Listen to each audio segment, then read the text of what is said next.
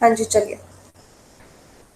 आपको स्क्रीन पे सबसे पहले फॉर्मूलाज दिख रहे होंगे पार्शियल फ्रैक्शन से रिलेटेड। अब पार्शियल फ्रैक्शन जैसे हमने सब्स्टिट्यूशन मेथड किया है, वैसे ही एक मेथड है हमारा पार्शियल फ्रैक्शन। अब पार्शियल फ्रैक्शन के ऊपर हम कुछ फॉर्मूलाज करेंगे जो कि हमें नीडेड हैं, क्योंकि जब हमें कोई क्वेश्चन सॉल्व करना है तो हमें पहले आइडेंटिफाई करना पड़ेगा कि क्या ये क्वेश्चन पार्शियल फ्रैक्शन से हो सकता है। अगर हो सकता है तो हम कैसे इसको करें। अब नाम से आपको पता लग रहा है कि यहाँ पे पार्शियल वर्ड लिखा हुआ है। पार्शियल आपको पार्ट्स में डिवाइड करना पड़ेगा। जो भी आपको क्वेश्चन दे रखा है उसको आप पार्ट्स में डिवाइड करोगे, then you will solve it. अब कैसे? देखो, मान लो आपका क्वेश्चन कुछ इस फॉर्म में है। ये एक तरीके से फॉर्मूलाज नहीं है, आप फॉर्मूलाज के हिसाब से नहीं कह सकते, एक फॉर्मेट है जिसको आपको याद रखना है। ठीक है, जैसे आपका क्वेश्चन है, नीचे आपके पास लीनियर ये x माइनस ए और ये x माइनस बी, ठीक है, ब्रैकेट्स में है, मल्टीप्लाई करेंगे तो क्वाड्रेटिक बन जाएगा, हमें पता है। बट हमारे पास डिनोमिनेटर में दो ब्रैकेट्स आ रही हैं इस फॉर्म की, x minus A and x minus B form की। अब न्यूमिनेटर में हमारे पास पी एक्स प्लस क्यू है, यानी कुछ भी लीनियर टर्म जो है वो हमारे पास न्यूमिनेटर में चल रही है। अब जब हमारे पास ऐसा क्वेश्चन आ जाएगा कि न्यूमिनेटर में कोई भी लीनियर टर्म चल रही है एंड डिनोमिनेटर हमारे पास ऐसा है, तो हमें उस चीज को इंटीग्रेट करना है। अब इस चीज को इंटीग्रेट करने के लिए हम क्या करेंगे, जो x माइनस ए है और x माइनस बी, दोनों को क्योंकि हमें इंटीग्रेट करना है और न्यूमिनेटर जो है उसको अभी हम भूल जाते हैं, तो हमने क्या है, कांस्टेंट लेना है। जैसे अगर मैं इसको डिवाइड कर रही हूँ, x माइनस ए का फॉर्मेट में अगर ले रही हूँ, तो मैंने x माइनस ए के लिए एक कांस्टेंट ले लिया, आर्बिट्री कांस्टेंट जिसे हम मान लेते हैं, जैसे हम c मानते हैं अभी तक, तो मैंने a मान लिया। ऐसे ही ये जो x माइनस बी है, इसको भी मैंने ऐसे लिखा और इसके लिए भी एक आर्बिट्री कांस्टेंट मान लिया, दैट इज b। ठीक है, तो अगर आपके पास ऐसा सा कुछ आ रहा है तो मैं क्या करूंगी कि उस पर डायरेक्टली, क्योंकि कोई फॉर्मूला नहीं लग रहा, कोई सब्स्टिट्यूशन मेथड नहीं लग रहा, ट्रिग्नोमेट्रिक तो सवाल ही नहीं उठता क्योंकि यहाँ पे है ही नहीं ट्रिग्नोमेट्री, तो ऐसे केस में मैं इस फॉर्मेट को ऐसे स्प्लिट करके लिख सकती हूँ, ऐसे पार्ट्स में करके लिख सकती हूँ। एक arbitrary constant capital A upon x minus A plus दूसरा आर्बिट्री कांस्टेंट बी और नीचे एक्स माइनस बी। ठीक है, अब मान लो ऐसे ही, जैसे यहाँ पे दो नीचे थे ब्रैकेट्स, ऐसे ही मान लो तीन ब्रैकेट्स आ जाते हैं नीचे, x माइनस सी भी आ जाता है। ठीक है, न्यूमिनेटर में हमें क्या है, लेना देना नहीं है, वो लीनियर चल रहा है, बस इतना ही काफी है। ठीक है, अब इस चीज को अगर हमें करना है तो हम वैसे ही करेंगे। फर्स्ट वाले के लिए x माइनस ए के लिए ए कांस्टेंट ले लिया, x माइनस बी के लिए बी कांस्टेंट ले लिया, x माइनस सी के लिए सी कांस्टेंट ले लिया, और तीनों को हम प्लस से कंबाइन कर रहे हैं। जैसे यहाँ पे दो थे, दो को प्लस से कंबाइन किया था, यहाँ पे तीन है, तीन को हम प्लस से कंबाइन कर रहे हैं। ठीक है, अगला देखते हैं। अब अगला मान लीजिए आपके पास डिनोमिनेटर में ऐसा टर्म आ रहा है जिसमें फर्स्ट का स्क्वायर है, देन x माइनस बी है। ठीक है, और ऊपर तो हमारे पास मैंने बताया जैसे लीनियर चलता आ रहा है, तो वो चलने दीजिए। अब ऐसे केस में क्या करना है, देखो जब नीचे इस चीज का स्क्वायर आएगा, क्योंकि ओपन करेंगे ना तो ये क्वाड्रेटिक बनने ही वाला है। ठीक है, तो इस चीज का स्क्वायर आएगा, तो आपने क्या करना है, पहले जो भी यहाँ पे टर्म है उसको सिंगल लेना है, उसके लिए एक कांस्टेंट लेना है। ठीक है, बिकॉज जब इस ब्रैकेट को इस ब्रैकेट से मल्टीप्लाई करने वाले हैं तो हमारे पास क्यूब बनने वाला है। तो हम क्या करते हैं, पहला जो ब्रैकेट है उसकी एक पावर सिंगल लेंगे, उसके लिए एक कांस्टेंट लेंगे, फिर हम स्क्वायर वाली पावर लेंगे, वही फर्स्ट वाली ब्रैकेट के स्क्वायर वाली पावर लेंगे, एंड देन हम ऊपर उसके लिए एक कांस्टेंट लेंगे, that is B. Then last जो हमारे पास ब्रैकेट है x माइनस बी, उसके लिए हम एक नया कांस्टेंट ले लेंगे c, that is x minus B के। ठीक है, मैं फिर से बता रही हूँ, जब नीचे फर्स्ट टर्म का स्क्वायर आए देन x माइनस बी, तो आपने क्या करना है, क्योंकि ये बाद में क्यूबिक ही बन जाएगा मल्टीप्लाई करके, तो हम ऐसी कंडीशन में क्या करते हैं कि फर्स्ट जो टर्म होती है उसको सिंगल लिखेंगे, उसके लिए कांस्टेंट लेंगे, फिर उस टर्म का स्क्वायर लेंगे, उसके लिए नया कांस्टेंट लेंगे b, फिर जो लास्ट आपकी ब्रैकेट बचती है x माइनस बी, उसके लिए नया कांस्टेंट लेंगे, दैट इज c। ठीक है, नेक्स्ट देखो, अगला है आपके पास कि ऊपर आपके पास क्वाड्रेटिक इक्वेशन चल रही है। यहाँ पे देखो P X square plus Q X plus R. अब ऊपर क्वाड्रेटिक इक्वेशन चल रही है, नीचे आपके पास यहाँ लीनियर है और यहाँ पे क्वाड्रेटिक है। तो आप क्या करोगे, जो आपके पास लीनियर का पार्ट है आप उसको लिखेंगे और उसके लिए ए कांस्टेंट लेंगे। जो आपके पास क्वाड्रेटिक का पार्ट है आप डिनोमिनेटर में उसको आप लिखोगे, और जब भी क्वाड्रेटिक डिनोमिनेटर में आता है तो न्यूमिनेटर में कभी भी सिंगल कांस्टेंट नहीं लिखना। जैसे यहाँ पे था तो हमने ऐसे सिंगल कांस्टेंट लिख दिया, बट यहाँ पे हमारे पास क्वाड्रेटिक इक्वेशन चल रही है तो हम हमेशा उसको बी, क्योंकि नया हमने कांस्टेंट लेना है, साथ में एक्स वेरिएबल प्लस एक और कांस्टेंट सी, तो हमने इस तरीके से लेना है।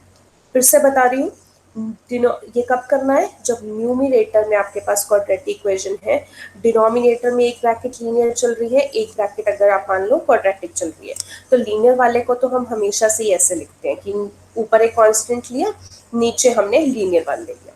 जो क्वाड्रेटिक वाली होगी हमने उसके लिए क्या करना है, बी एक्स प्लस सी कर ले, ठीक है। नेक्स्ट, अगर आपके पास ऐसा आ जाता है फिर से, जैसे नीचे सिर्फ और सिर्फ x माइनस ए का स्क्वायर आ जाता है और ऊपर आपके पास एक लीनियर टर्म आ जाता है, ठीक है। तो ऐसे में आपने क्या करना है कि नीचे जो भी x माइनस ए है, आप फिर से जैसे यहाँ पे किया था ना, x माइनस ए का स्क्वायर था, पहले हमने क्या लिया, उसका सिंगल लिया, वही चीज यहाँ पे x माइनस ए का स्क्वायर है, पहले सिंगल लेंगे, उसके लिए एक नया कांस्टेंट मानेंगे, फिर हम डबल वाला लेंगे और उसके लिए एक अलग कांस्टेंट मानेंगे। मतलब आप मान लो कि यही क्वेश्चन है बट उसमें x माइनस बी ब्रैकेट नहीं है, ये और ये देखो सेम है। यहाँ तक सॉल्व करने के लिए हमें यही दो ब्रैकेट चाहिए होती है, पहले सिंगल फिर स्क्वायर। ये भी वही है, पहले सिंगल फिर स्क्वायर। क्योंकि इसमें एक ब्रैकेट और आ गई थी तो उसके लिए हमने एक नया कांस्टेंट सी ले लिया, साथ में x माइनस बी लिया, ठीक है। अब मैं एक बार इन्हीं जो ये फॉर्मेट है इसको मैं रिवाइज करवा देती हूँ ताकि आप लिख के उसको कर पाओ आगे।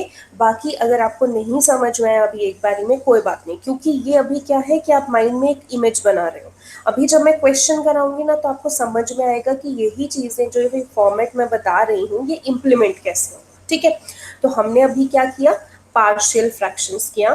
पार्शियल फ्रैक्शन में हमने सीखा कि कई बार जो क्वेश्चंस हैं वो ना तो सब्स्टिट्यूशन से होते हैं, ना डायरेक्ट इंटीग्रेशन से होते हैं, ना ही उन पे ट्रिग्नो लगती है। तो ऐसे केस में हम क्या करें, ना ही कंप्लीटिंग द स्क्वायर मेथड।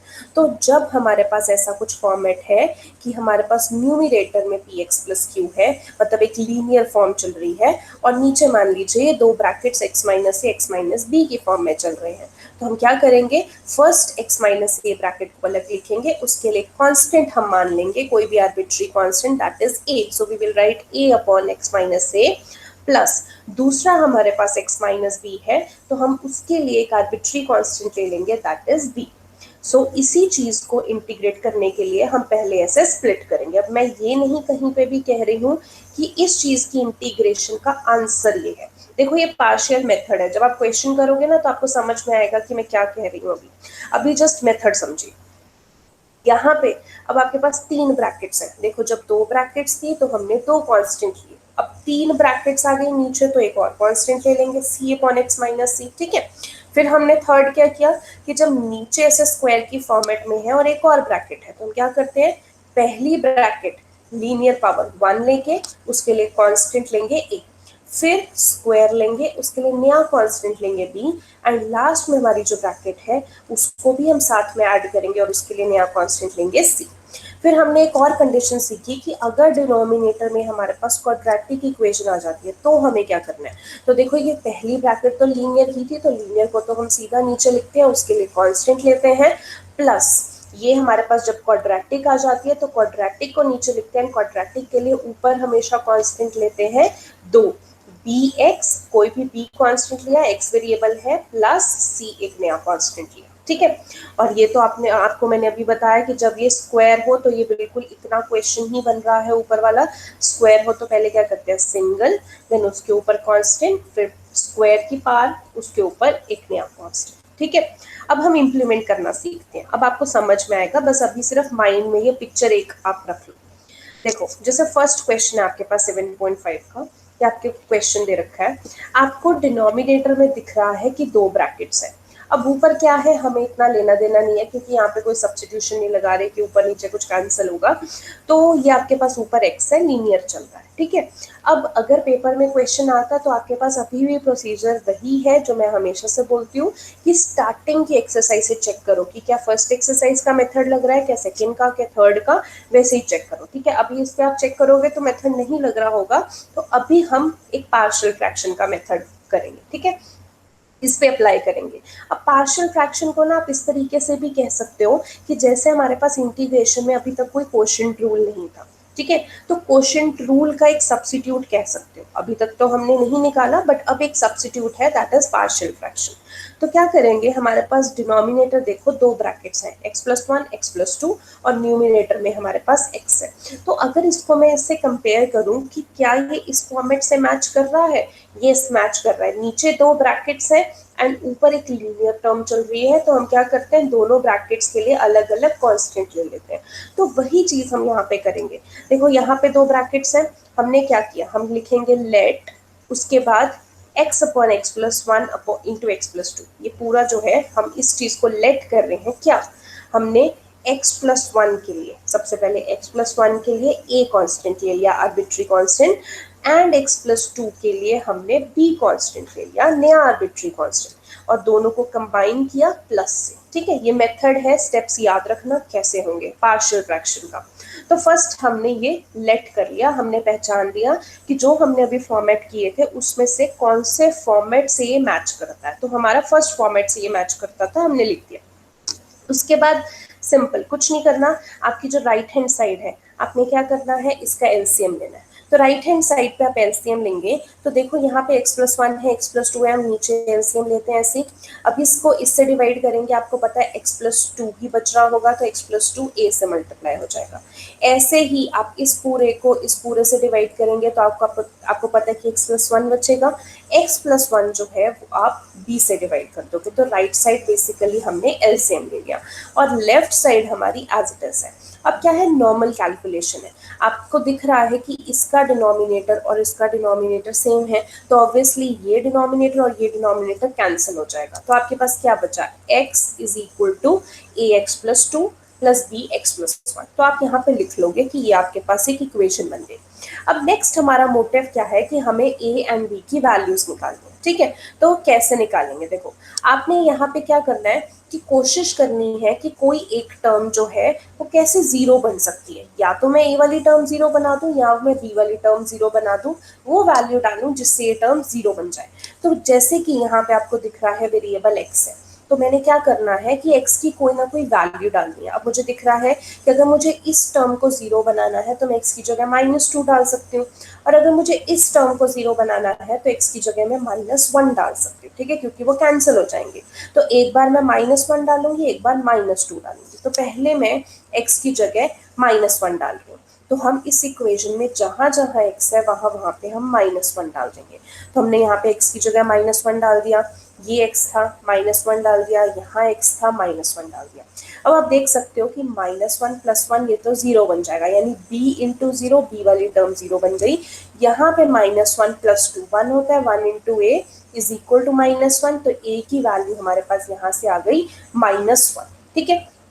ऐसे ही अब मैं b निकालूंगी, तो b निकालना है तो ऑब्वियसली मुझे b को अब 0 नहीं बनाना, मुझे a को 0 बनाना है। तो a को 0 बनाना है तो मुझे पता है यहाँ पे x की जगह -2 डाल देती हूँ। तो नेक्स्ट स्टेप क्या होगा, put x is equal to -2। तो मैं क्या करूंगी, इस पूरी इक्वेशन में जहां जहां x है वहां पे -2 डालूंगी। तो फर्स्ट इस x में मैंने -2 डाला, यहाँ पे ये x है, यहाँ पे -2 डाल दिया, ये x है, यहाँ पे -2 डाल दिया। तो अब देखो ये -2 + 2 0 बन गया, 0 इंटू ए 0 बना। तो यहाँ पे b -2 + 1 यानी -b हो गया, -b is equal to -2, minus minus cancel, b की वैल्यू 2 आ गई, ठीक है। तो हमारा ये पार्ट डन हो गया कि हमने a की वैल्यू भी निकाल दी, हमने b की वैल्यू भी निकाल दी, ठीक है। अब क्वेश्चन पे आ जाओ, हमने यहाँ से शुरू किया था ये मेथड कि इधर a था और इधर b था, अभी हमने दोनों की वैल्यू निकाल दी, बट ये आंसर नहीं है, क्योंकि हमें करना है इंटीग्रेट। इंटीग्रेशन अभी तक नहीं हुआ है, इस पूरे स्टेप में कहीं पे भी आप देखो इंटीग्रेशन का साइन नहीं था, तो इंटीग्रेशन नहीं हुई है। अब क्या करेंगे हम, बोथ साइड इंटीग्रेट करेंगे, यानी इस चीज को अगर इंटीग्रेट करेंगे तो ऑब्वियसली वो क्वेश्चन ही है जो इंटीग्रेशन करना है। यहाँ पे अगर इंटीग्रेट करेंगे तो हम दोनों को इंडिविजुअली इंटीग्रेशन का साइन लिख सकते हैं। कैसे, देखो आपके पास यहाँ था, सबसे पहले इसको लेते हैं, a upon x plus one. A की वैल्यू क्या थी, अभी निकाली -1, तो मैं लिख सकती हूँ a की जगह -1 अपॉन एक्स प्लस वन। तो इंडिविजुअली इंटीग्रेट कर रहे हैं तो -1 upon x plus one dx और साथ में इंटीग्रेशन का साइन लगा दिया, प्लस अब यहाँ पे क्या था b की वैल्यू 2 निकाली अपॉन एक्स प्लस टू, और क्योंकि इंटीग्रेट कर रहे हैं तो इंटीग्रेट करके साथ में dx। अब मैंने मतलब इंटीग्रेट कर दिया। आप चाहो तो लेफ्ट साइड पे यहाँ पे क्वेश्चन भी लिख सकते हो, क्वेश्चन मतलब ये आप पूरा टर्म भी लिख सकते हो, साथ में इंटीग्रेशन का यहाँ पे साइन लगा देना, ठीक है, क्योंकि हम बेसिकली इसी इक्वेशन को सॉल्व कर रहे हैं, just integrating both the sides, ठीक है। तो हमने अभी राइट साइड को यहाँ पे वैल्यूज डाल दी, a upon x plus one plus B upon x plus two था, तो हमने a की जगह -1 डाल दिया, b की जगह 2 डाल दिया, और दोनों को हमने अलग अलग से इंटीग्रेट कर दिया, ठीक है।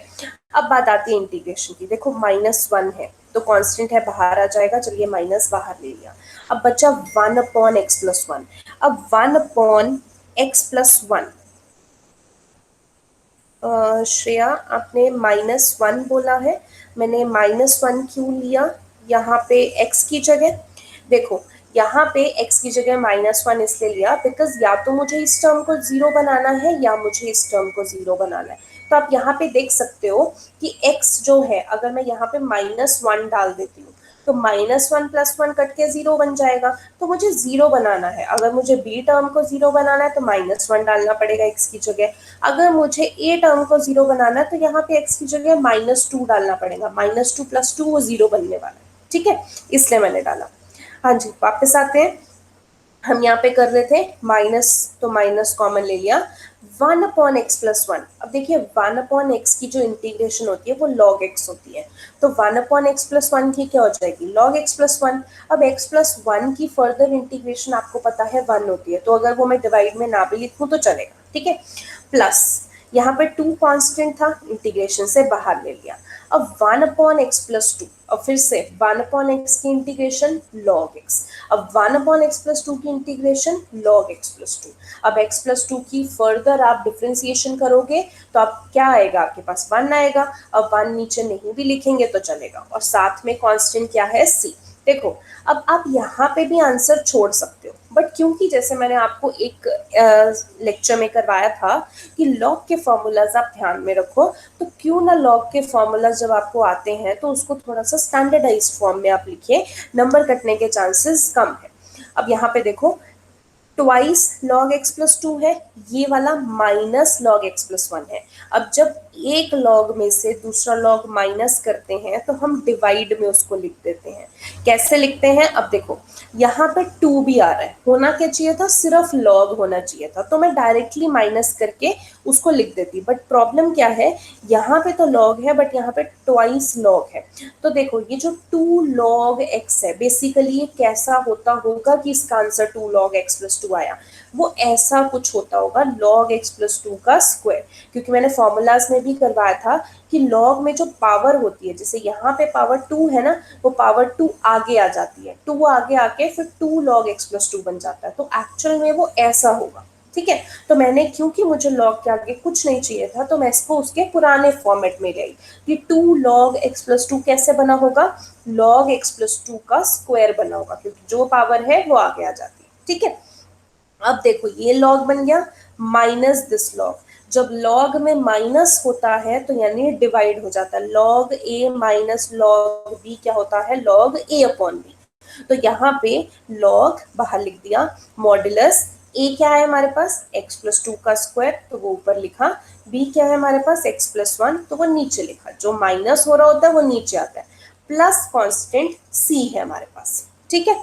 तो इस तरीके से हमने ये मेथड किया। अब दोबारा से एक बार समराइज कर लेते हैं। सबसे पहले हमने देखा कि यहाँ पे कौन सा फॉर्मेट जो है वो इम्प्लीमेंट हो रहा है, तो हमने देखा कि यहाँ पे फर्स्ट वाला फॉर्मेट इंप्लीमेंट हो रहा है कि दो ब्रैकेट्स लगी हैं, मैं दोनों को सेपरेट करके पार्ट्स में उनके लिए एक नया कांस्टेंट लिख सकती हूँ। जैसे x+1 है, मैं उसके लिए कैपिटल A कांस्टेंट लिख सकती हूँ, x+2 है, मैं उसके लिए कैपिटल B कांस्टेंट लिख सकती हूँ। ठीक है, फिर हमने क्या करना है, राइट साइड पे एलसीएम लेना। तो हमने यहाँ पे एलसीएम लिया। जब हमने एलसीएम लिया तो देखा इसका डिनोमिनेटर और इसका डिनोमिनेटर कैंसिल हो रहा है, तो x इज इक्वल टू ये हमारे पास बच गया, यानी ये इक्वेशन बच गई। Now our next motive is to find a and b। अब a एंड b कैसे फाइंड आउट करेंगे, हम पुट करके सब्स्टिट्यूशन मेथड करेंगे कि हम x की वैल्यू या तो यहाँ पुट करके देखें कि जीरो बन रहा है कि नहीं, या फिर यहाँ पुट करके देखें कि जीरो बन रहा है कि नहीं। जैसे मैंने पहले यहाँ पुट करके देखा कि अगर मैं x की वैल्यू यहाँ पे -1 डालूंगी तो जीरो बन जाएगा, तो मैंने x की वैल्यू -1 डाल दी, यानी डालनी तो पूरे में ही है, आपको पता है एक टर्म आपकी जीरो बन जाएगी, या तो a या b। तो b मेरा जीरो बन रहा था -1 डाल के, तो मैंने पूरी इक्वेशन में -1 डाल दिया x की जगह, तो यहाँ से मेरी a की वैल्यू आ गई -1। ऐसे ही अगर मुझे a को जीरो बनाना है तो ऑब्वियसली 2 में क्या प्लस करूं कि वो जीरो बन जाए, ऑब्वियसली -2 प्लस करूंगी, तो x की जगह मैंने -2 डाला पूरी की पूरी इक्वेशन में, तो मेरा a पार्ट जीरो बन गया। अब b की वैल्यू यहाँ से मैंने निकाल दी 2। अब a और b की वैल्यू कहाँ पुट करेंगे, यहाँ पे पुट करेंगे। बस करना क्या है कि इंटीग्रेशन करना है, बोथ साइड इंटीग्रेशन करना है, तो ये दोनों अलग अलग इंटीग्रेट हो जाएंगे। a और b की वैल्यू डाल के अलग अलग से उनकी इंटीग्रेशन करनी है। फिर आपको पता है यहाँ पे 1/x log x का फॉर्मूला, 1/x log x का फॉर्मूला, तो हमने वो फॉर्मूला बना दिया। बस यहाँ पे जो 2 log x+2 है, हमें पता है कि log के आगे नहीं आना चाहिए क्योंकि मुझे log a/b निकालना है, तो ये कैसे लिखेंगे, log x+2 का स्क्वायर, क्योंकि यही जो 2 है वो आगे 2 log x+2 बन जाता है। अब दिख गया कि ये log a है और ये -log b है, तो क्या होता है log a/b और प्लस यहाँ पे कांस्टेंट जो है c। ठीक है, चलिए सेकंड क्वेश्चन करते हैं। अब और आपको समझ में आएगा, ध्यान से समझिए, इसीलिए मैं टाइम लगा रही हूँ, एक क्वेश्चन को ही काफी टाइम लगा है ताकि आपको समझ में आए, बिकॉज सारी चीजें आपके लिए न्यू है। क्वेश्चन नंबर 2 देखिए, आपको ये दिया हुआ है और आपको इंटीग्रेट करना है। ठीक है, अब मुझे पता है कि अगर मुझे इसको पार्शियल फ्रैक्शन से करना है तो मैं किस तरीके से कर सकती हूँ, मेरे पास फॉर्मेट में नीचे ब्रैकेट्स होंगी तो चलेगा। तो यहाँ पे x² - 9 को देखो मैं ऐसे लिख सकती हूँ, a² - b² है तो उसको लिख सकती हूँ a - b into a plus B, x-3 into x+3 क्या बनने वाला है x² - 9, और साथ में मैंने dx भी लगा दिया, इंटीग्रेशन भी है। ठीक है, अब इंटीग्रेशन करना है, मुझे पता है कि ये 1/x - a x - b वाली फॉर्मेट बन गई कि नीचे दो ब्रैकेट्स हैं, बेसिकली दो ब्रैकेट्स हैं नीचे, तो दो ब्रैकेट्स हैं मतलब मुझे दो कांस्टेंट लेने हैं। ठीक है, तो मैं क्या करूंगी, लेट इसी चीज को, ये जो है कैसे लिखेंगे हम, a/x - 3 मतलब पहली ब्रैकेट के लिए कांस्टेंट, फिर प्लस b/x+3 यानी दूसरी ब्रैकेट के लिए नया वाला कांस्टेंट। ठीक है, नेक्स्ट स्टेप हम क्या करते हैं, राइट साइड पे एलसीएम लेते हैं। तो एलसीएम लेना आपको आता है, मुझे नहीं लगता इसको एक्सप्लेन करने की जरूरत है, तो हमने यहाँ पे एलसीएम ले लिया। अब एलसीएम लिया तो आप देख सकते हो कि इसका डिनोमिनेटर और इसका डिनोमिनेटर कैंसिल हो गया, तो क्या बचा, 1 is equal to a into x+3 plus b into x-3, तो ये हमारी बेसिकली इक्वेशन बन गई। सो नेक्स्ट स्टेप क्या है हमारा, a एंड b की वैल्यूज निकालना। अब a एंड b की वैल्यू कैसे निकलेंगी, हमने देखना है कि या तो हम a की वैल्यू को जीरो बना दें या b की वैल्यू को जीरो बना दें। देखो अगर मुझे यहाँ पे इस चीज को जीरो बनाना है तो 3 में मैं क्या ऐड करूँ कि वो जीरो बन जाए, ऑब्वियसली -3, तो पहला मैं पुट कर लेती हूँ x की वैल्यू -3। ठीक है, तो क्या करेंगे, 1 एज इट इज, यहाँ x है तो मैंने -3 डाल दिया, यहाँ x है तो -3 डाल दिया। सो पूरी इक्वेशन में जहाँ x था मैंने -3 डाला। अब देख सकते हो कि यहाँ पे जो a वाली टर्म है ये आपकी जीरो बन चुकी है, क्योंकि -3 + 3 0, यहाँ पे -3 -6b और यहाँ पे 1, तो -6b 1 आ गई, यानी b की वैल्यू 1/6 आ गई, b निकल गया। अब हम a करते हैं। अब देखो इसमें तो हमने -3 डाल के ये टर्म जीरो बन गई थी, अब इसको जीरो कैसे बनाएं, x की वैल्यू में क्या डालें कि वो जीरो बन जाए, ऑब्वियसली 3 डालेंगे क्योंकि 3 - 3 जीरो बन जाएगा, तो हम यहाँ पे x की जगह 3 डालेंगे। यानी जो ये हमारी इक्वेशन है वहां पे x है, उसकी जगह हम 3 डाल देंगे, तो यहाँ पे भी 3 डाल दिया, यहाँ पे भी 3। अब ये तो 3 माइनस 3 0, तो b 0 बन गया। अब यहाँ पे अगर आप करें 3 प्लस 3 6, 6a बन गया। a की वैल्यू क्या आ गई 1/6। अब हम b की वैल्यू भी निकाल चुके हैं, a की वैल्यू भी निकाल चुके हैं। अब क्या करना है, क्वेश्चन पे आ जाओ।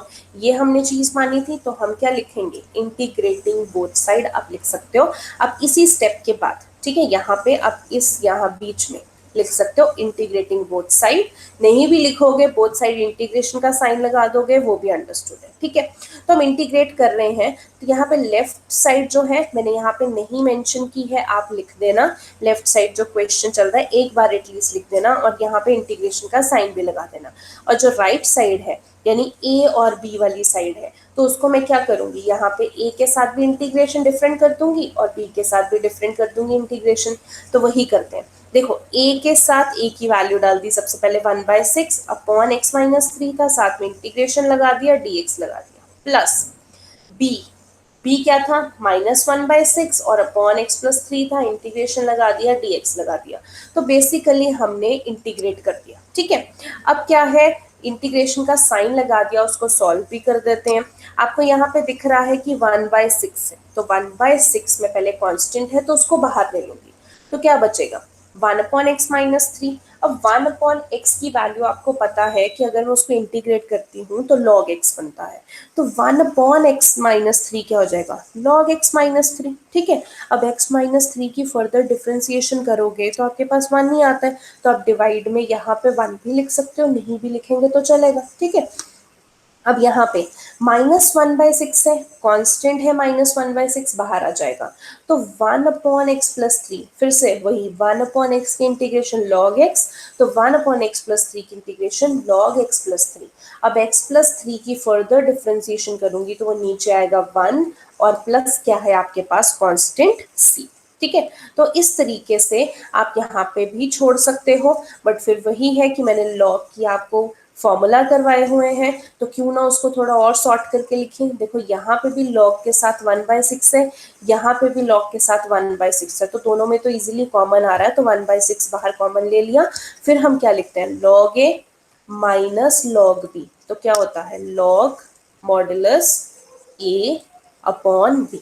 ए क्या है x-3, बी क्या है x+3, तो log a upon B plus constant c, ठीक है। तो ये हमारा सेकेंड क्वेश्चन है। अब थर्ड क्वेश्चन पे आ जाइए। थर्ड क्वेश्चन में आप देख सकते हो कि वही लीनियर है, नीचे 3 है ब्रैकेट्स। 3 है मतलब जब 2 थे तो हमने 2 कांस्टेंट में स्प्लिट किया था, जब तीसरी आ गई उसके लिए तीसरा एक नया कांस्टेंट ले सकते हैं, ठीक है। तो हम लेट इस इक्वेशन को क्या लिखेंगे, a/x-1 plus b/x-2 plus c/x-3। क्या करेंगे फिर, राइट साइड पे हमने एलसीएम लेना है, तो राइट साइड पे इधर हम एलसीएम लेते हैं। एलसीएम लेके आपके पास ये आ जाएगा, ये जो इसका डिनोमिनेटर है और इसका डिनोमिनेटर है वो कैंसिल हो जाएगा, क्या बचेगा आपके पास, ये इक्वेशन बन जाएगी। अब इस इक्वेशन में सोचना है कि क्या वैल्यूज डालें कि हमारे पास जीरो बन जाए, ठीक है।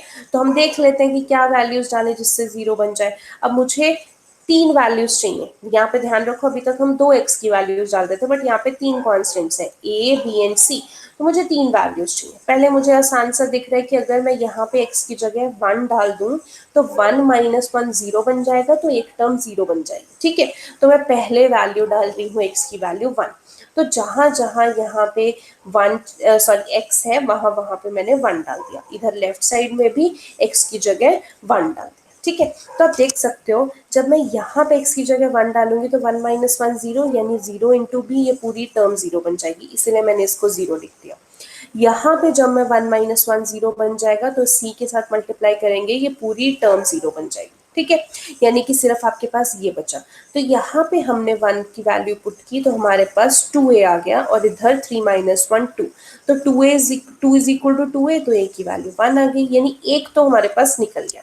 अब अगला फिर से देखते हैं, हमारे पास ये इक्वेशन है, अगली वैल्यू क्या डालें।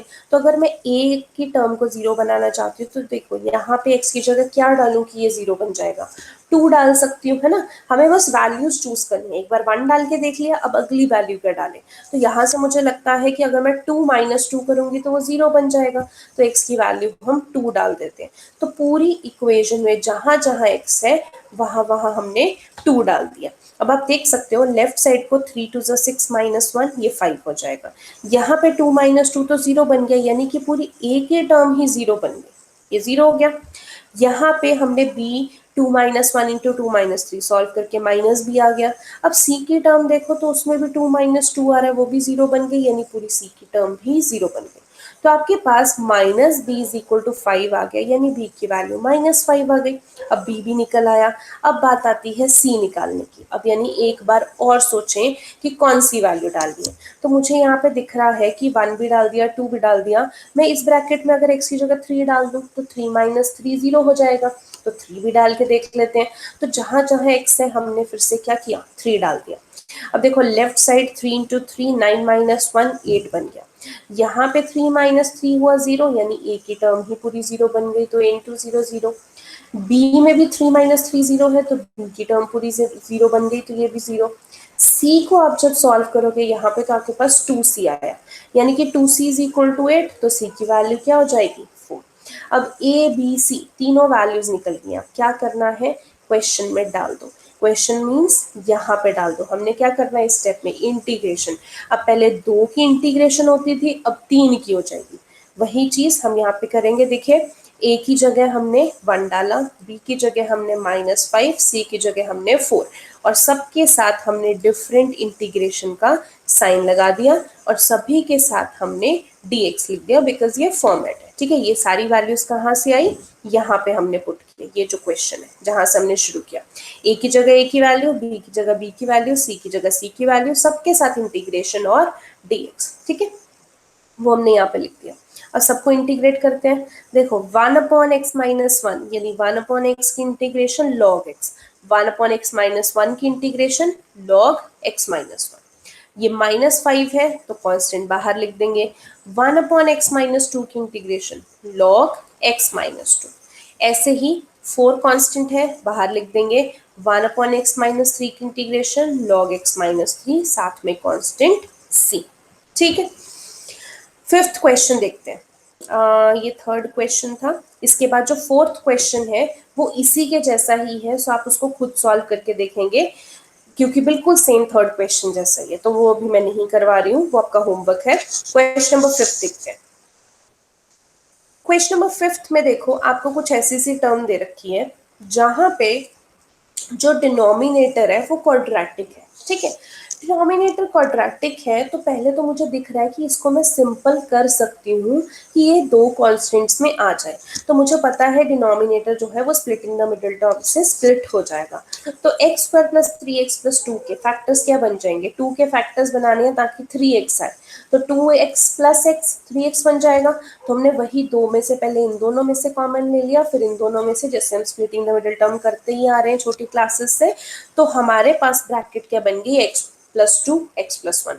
अब क्या करोगे आप इस चीज को, लेट दिस, अब 2 ब्रैकेट्स हैं, क्या करोगे, एक ब्रैकेट के लिए a कांस्टेंट, दूसरी ब्रैकेट के लिए b कांस्टेंट। ठीक है, यहाँ पे आप फर्स्ट ब्रैकेट लिखा एज इट इज, यहाँ पे इसके लिए लिखोगे, दोनों के लिए एलसीएम ले लोगे।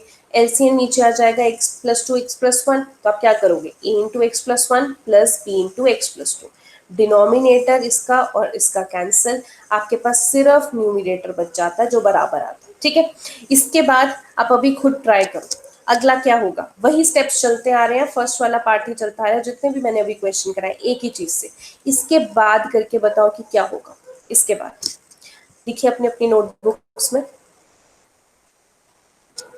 और वीडियो जरा ऑन कर लीजिए।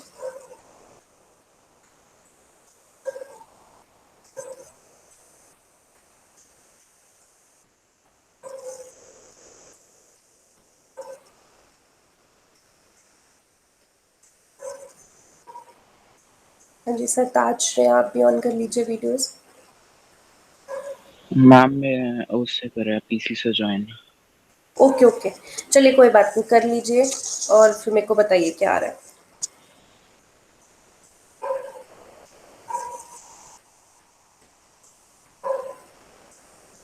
श्रेया आप कर सकते हैं video on.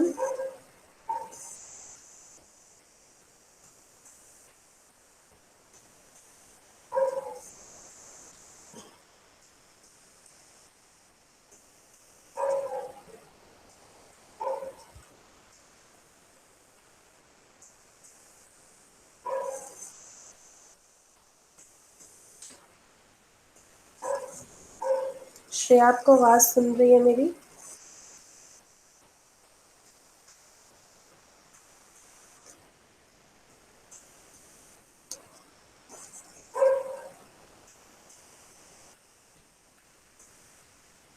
Ma'am her bar -1 and -2 डालना है? नहीं नहीं, ज़रूरी नहीं है। आप चेक करो कि आपकी इक्वेशन किससे ज़ीरो बन रही है।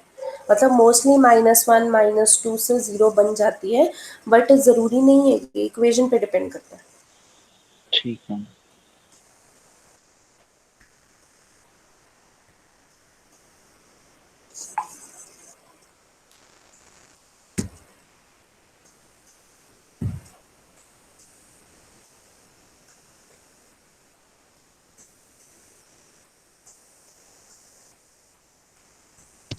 हम ए की वैल्यू 4 है वेट, हाँ जी, ए की वैल्यू 4, एंड बी की -2।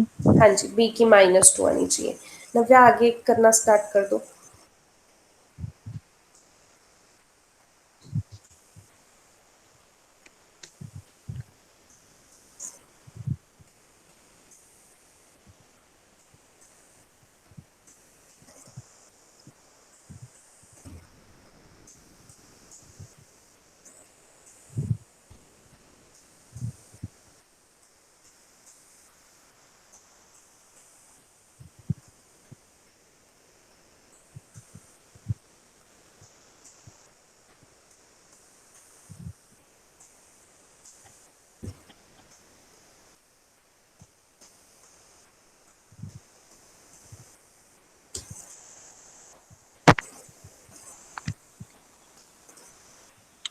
मैम आ गया। हाँ जी सरताज, ए एंड बी की वैल्यू आ गई है, उसके बाद भी आ मैम गया? Yes ma'am. अच्छा, क्या आंसर आया सरताज? 4 log x+2, नहीं नहीं नहीं, हम्म। Sorry, -2 log x+1। हम्म। नहीं, गलत कर दिया मैंने मैम। ओके। मैंने ए और बी की वैल्यू उल्टी डाल दी, मैं दोबारा करता हूँ। ओके, हाँ जी हाँ जी, कर लो।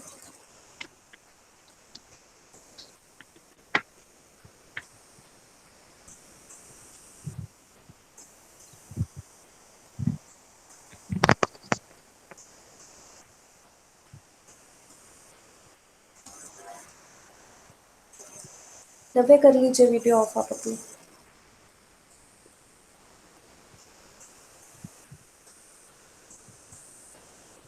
यस मैम, हो गया सही।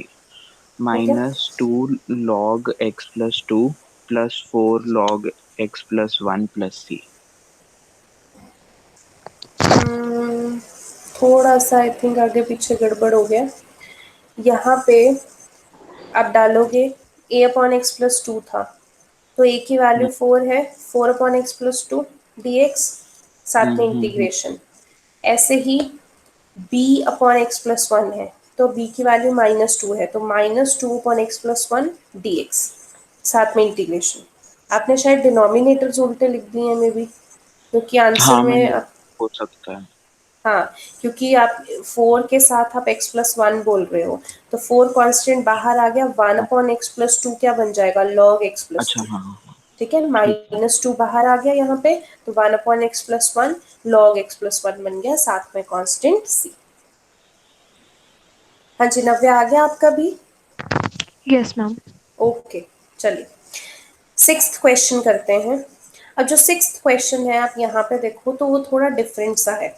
अब यहाँ पे हमने नहीं देखना कि हमारा न्यूमिनेटर क्या है, 1 - x², क्योंकि पार्शियल फ्रैक्शन का यही फायदा है। हमारे पास पहले तक कोई क्वोशिएंट रूल नहीं था, बट अब हम पार्शियल फ्रैक्शन से एक तरीके से क्वोशिएंट रूल लगा सकते हैं। ठीक है, वैसा क्वोशिएंट रूल तो नहीं है, बट एक थोड़ा सा सब्सटीट्यूट है उस चीज़ का।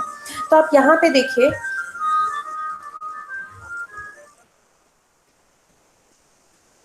ओके, यहाँ पे आप देखिए क्या करेंगे, जो डिनोमिनेटर है x इंटू 1 माइनस 2x, हमारे पास बेसिकली अभी भी दो ब्रैकेट्स हैं, तो हम क्या करेंगे, वैसे ही लिखेंगे let this is equals to x के लिए हम एक नया कांस्टेंट लेंगे a, और 1 माइनस 2x जो ब्रैकेट है उसके लिए एक नया कांस्टेंट लेंगे दैट इज b। फिर क्या करोगे आप, वही जो आगे करते आ रहे हो, ठीक है। इसको भी चलिए अभी करिए साथ ही में, एलसीएम लेके सेम वन। मुझे ए एंड बी की वैल्यू सबसे पहले बता देना आपकी क्या आ रही है।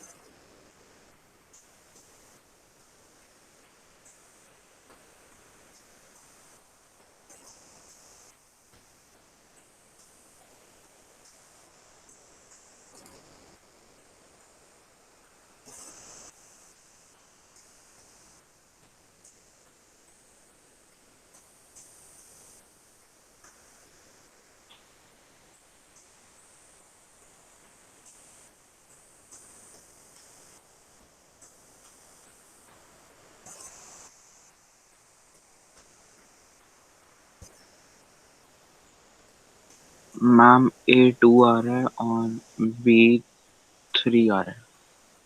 ओके। ए की वैल्यू 1 आ रही है। ए की वैल्यू 1 आ रही है। मेरा पता नहीं 2 कैसा है।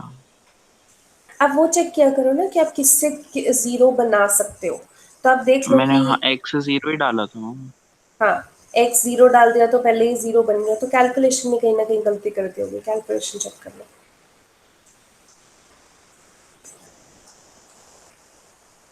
अच्छा मैंने ना 1 माइनस एक्स स्क्वायर की जगह 1 - 2x में डाल दिया।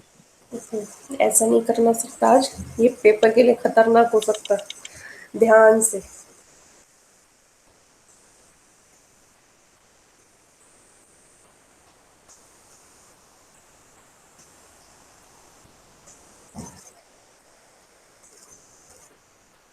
बी की वैल्यू 3/2 है।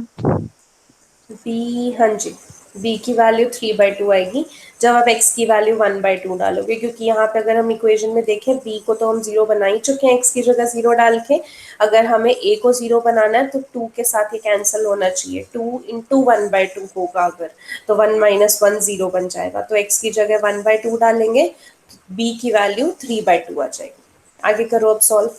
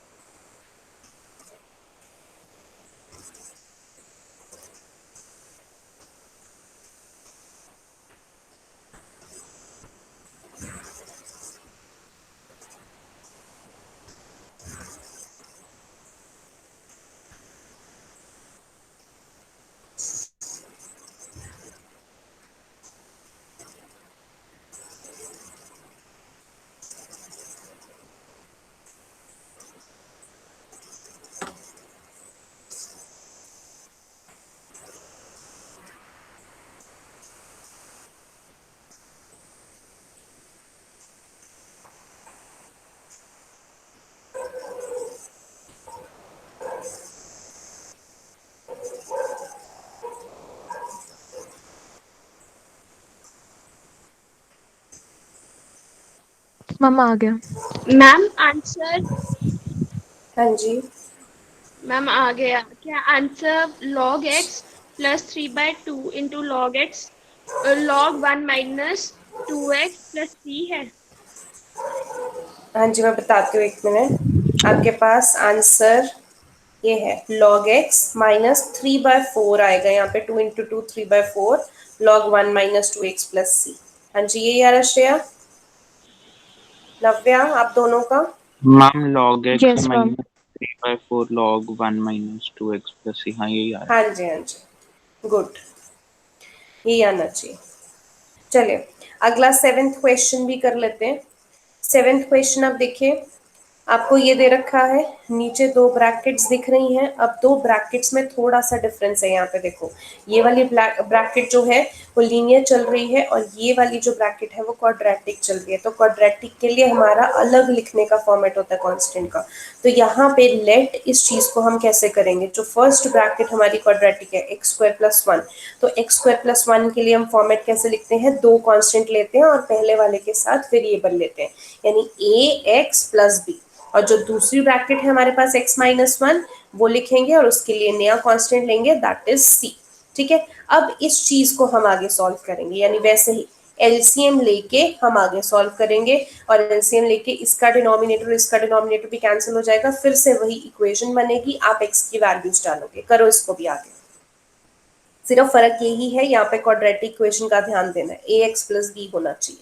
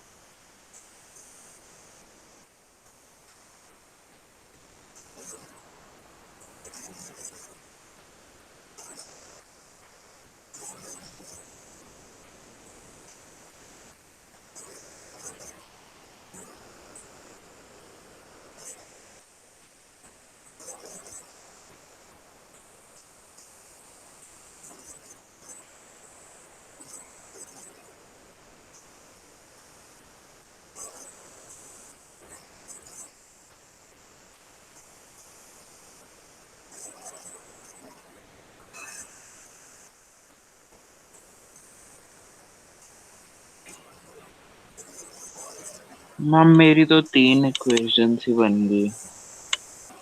देखो, यहाँ पे आपके पास ये इक्वेशन बन रही है। सबसे पहले x की वैल्यू जीरो डाली, यहाँ पे जीरो डाल दोगे ना, देखो इस जगह x की जगह जीरो डाल दोगे तो ये पूरा ही जीरो बन जाएगा।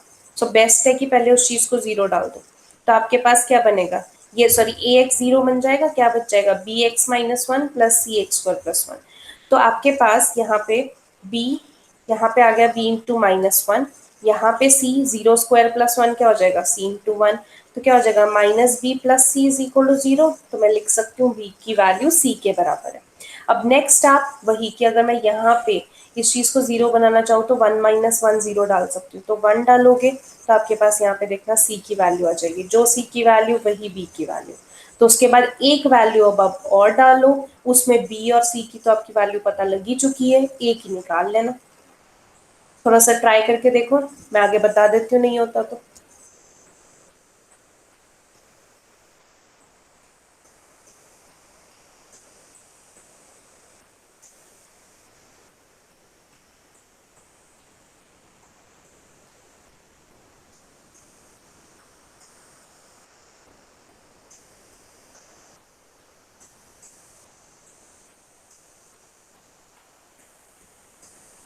मैम ए के लिए तो फिर 2 डालना पड़ेगा ना x। ए के लिए हाँ क्योंकि 0 डालेंगे तो भी ए की वैल्यू निकालने के लिए ए खत्म हो जाएगा। आप, हाँ ए को नहीं खत्म करना। अब ये सोचो कि किसको और फिनिश कर सकते हो, आप इसको कर सकते हो, इसको कर सकते हो, ए को नहीं करो, क्योंकि ए के लिए ए तो चाहिए आपको। बी और सी चलेगा। जैसे यहाँ पे देखो एक्स की वैल्यू टू डाली, तो अभी मैंने ए को नहीं खत्म किया, यहाँ पे एक्स के साथ ए आया तो जीरो तो नहीं बन रहा ना, इस चीज को मुझे सेफ रखना है। बाकी ये चीज अगर जीरो भी बने तो चलेगा, नहीं बनी तो कोई बात नहीं। जैसे इस केस में नहीं बनी तो b इंटू बी की वैल्यू आपने जो की है वन बाई टू, वो यहाँ पे डाल दो। सी की वैल्यू निकाली है वो वन बाई टू डाल दो, तो यहाँ से आपकी निकल जाएगी। तो बेसिकली जब बी और सी निकाल दिया तो ए को ना सोचो कि उसको नहीं जीरो बनाना, बाकी किसी को भी वैल्यू डाल सकते हैं।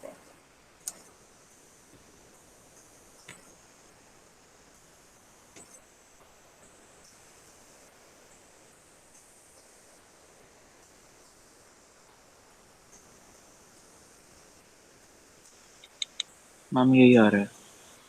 हाँ जी, हाँ जी, नव्या, श्रेया, आप लोगों का आ चुका है ये ABC की वैल्यू सही आ रही है, यस देखो। मैम।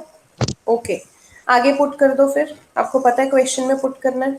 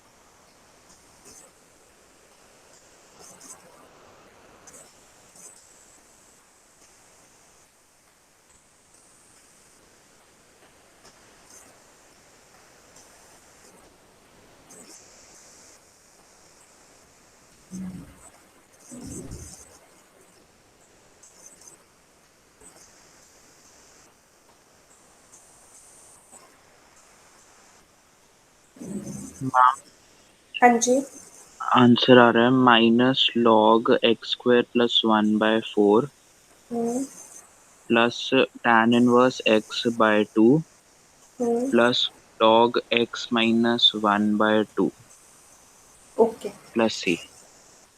हमारे पास ये आपके पास आ रहा है tan−1x/2 प्लस मैम लॉग मेरा एक्स। 1/4 आ रहा है। फर्स्ट वाला ना, -1 हाँ बाय फोर माइनस आ रहा है। हाँ आ रहा है। माइनस नहीं आ रहा। देखो जो फर्स्ट वाला है, आप जब यहाँ पे वैल्यूज पुट करोगे, यहाँ पे ax+b था फर्स्ट, तो a की जगह आपने -1/2 डाला x, और b की जगह आपके पास क्या है 1/2, और यहाँ पे c की जगह आपके पास क्या है 1/2।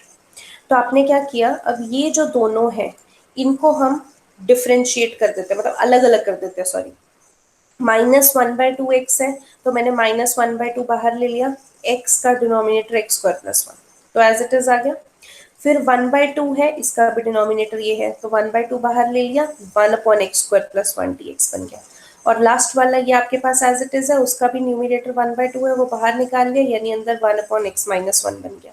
यानी कि बेसिकली 3 पार्ट्स बन गए। तो ये आपका इंटीग्रेशन 1, ये इंटीग्रेशन 2, ये इंटीग्रेशन 3। अब चाहो तो अगर प्रैक्टिस हो चुकी है सब्स्टिट्यूशन मेथड की, डायरेक्ट कर सकते हो, बट फिर भी मैं आपको समझा रही हूँ। जब यहाँ पे इस चीज़ को अगर मुझे सॉल्व करना है, तो मैं यहाँ पे सब्स्टिट्यूशन मेथड लगा सकती हूँ। डिनोमिनेटर को हम क्या मान लेंगे, टी। क्या करते हैं, वही डिफरेंशिएट बोथ साइड, dt/dx 2 आ गया, 2x आ गया, तो 2x की वैल्यू dt/2x। तो आप क्या डालोगे यहाँ पे, x की जगह x, यहाँ पे x²+1 की जगह आप क्या डालोगे, t, इंटू डी एक्स की जगह आप क्या डालोगे, dt/2x, यानी कि x x कैंसिल, 1/t, यहाँ पे log t, यहाँ पे log x²+1 बन गया, क्योंकि t की वैल्यू हम डाल देते हैं। तो बेसिकली हमने इस पूरे को मैम सॉल्व। इसमें 1/2 भी रह गया पीछे। हाँ जी, हाँ जी, वो मैं एंड में लिख रही हूँ, वो अभी सॉल्व नहीं किया, सिर्फ इस चीज़ को I1 माना मैंने। तो ये चीज़ आपके पास क्या आ गया, log x²+1 आ गया, ठीक है। तो मैम अभी मैं लिख, इसमें अपॉन 2 भी आएगा, क्योंकि जहाँ 2x और ऊपर x कटा है वहां सिर्फ तो 2 बचा है। ओके ओके ओके ओके, हाँ जी हाँ जी, सॉरी, हाँ जी हाँ जी, देयर इज अ मिस्टेक। यहाँ पे 1/2 भी बचा हुआ है। हाँ जी, 1/2, और ये यहाँ पे साथ में एक और -1/2 था, ठीक है। तो 4 बन गया। यहाँ पे -1/4 ये आपके पास आ जाएगा। हाँ जी, नव्या, आपका माइनस तो आना चाहिए, क्योंकि यहाँ पे क्वेश्चन में ही है, ये देखो, a की वैल्यू -1/2। यस मैम, कैलकुलेशन में। हाँ जी, तो -1/4, और साथ में अब आप दूसरे को देखोगे तो 1/x² + 1 की इंटीग्रेशन tan−1x होगी, और साथ में 1/2 था, और यहाँ पे तीसरा 1/x−1 की इंटीग्रेशन आपके पास log x−1, और साथ में उसके बाद हाफ था, तो वो हाफ लगा दिया, प्लस कांस्टेंट c, ठीक है। ओके, तो पार्शियल फ्रैक्शन मेथड जितना अभी तक किया है उतना समझ में आ गया होगा आप लोगों को? Yes ma'am. Okay, yes ma'am. ठीक है। तो आपने क्या करना है, मैंने अभी क्वेश्चन नंबर करवाया है 7 करवाया है, ठीक है। इसमें एक क्वेश्चन मैंने छोड़ा था, I think 4th question number मैंने छोड़ा है, और इसी जो एक्सरसाइज है उसके जो एग्जाम्पल्स हैं, आप कल तक एक बार एग्जाम्पल्स भी ट्राई कर लो ताकि और अच्छी प्रैक्टिस हो जाए, फिर कल इसको आगे कंटिन्यू करते हैं, ठीक है। मैम एक बार इसके फॉर्मूलाज बता दो, मैंने क्लास लेट ज्वाइन। हाँ जी, वो रिकॉर्ड होगा लेक्चर, मैं आपको अपलोड कर अच्छा हाँ, दूंगी। वो सेंड कर देना। हाँ, ठीक है, चलिए ठीक है। आज मैम के लिए इतना क्लास ही। परसों। सॉरी श्रेया, क्या बोल रहे हैं? मैम क्लास कल है या परसों?